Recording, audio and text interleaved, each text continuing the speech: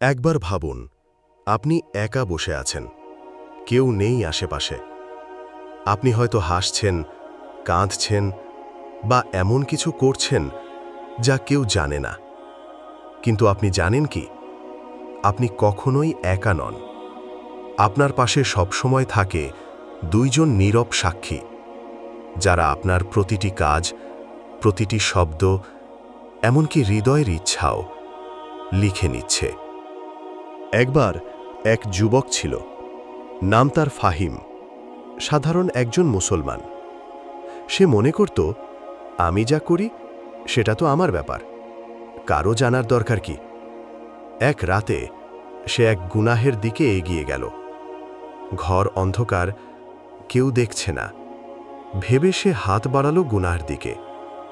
ঠিক তখন তার মনে একটা আওয়াজ এলো, তুমি একা নও ফাহিম, কেউ লিখে নিচ্ছে। সে থমকে গেল, বুক ধড়ফড় করতে লাগল। ডান ও বাম পাশে থাকা সেই দুইজন ফেরেশতা, তাদের কথাই যেন মনে পড়ে গেল তার। আল্লাহ সুবহানাহু ওয়া তাআলা বলেন, যখন দুজন গ্রহণকারী ফেরেশতা গ্রহণ করছে, একজন ডান পাশে আরেকজন বাম পাশে বসে, সে যাই বলুক না কেন, তার মুখ থেকে কোনো শব্দই বের হয় না যা লিপিবদ্ধ করার জন্য তৈরি একজন পাহারাদার না থাকে। সূরা কাফ আয়াত 17-18। সেই রাতেই ফাহিম কেঁদে ফেলে। সে বুঝে গেল, মানুষ ভুল করে, কিন্তু ফেরেশতা কখনো ভুল করে না। তারা অপেক্ষা করে, হয়তো তুমি ফিরে আসবে, তওবা করবে, আল্লাহর কাছে ক্ষমা চাইবে। হাদিসে এসেছে, যদি বান্দা কোনো গুনাহ করে, ফেরেশতা 6 ঘন্টা অপেক্ষা করে।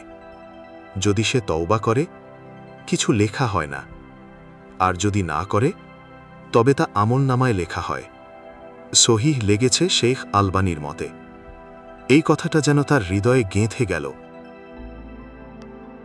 ভাই ও বোনেরা, আমরা প্রতিদিন অনেক কিছু করি, ভালো খারাপও, কিন্তু কি আশ্চর্য, একটা অদৃশ্য খাতা প্রতিনিয়ত ভরে উঠছে, যেখানে লেখা হচ্ছে আপনি কাকে সাহায্য করলেন, আপনি কাকে কষ্ট দিলেন, আপনি কখন আস্তাগফিরুল্লাহ বললেন, কখন কাউকে মিথ্যা বললেন।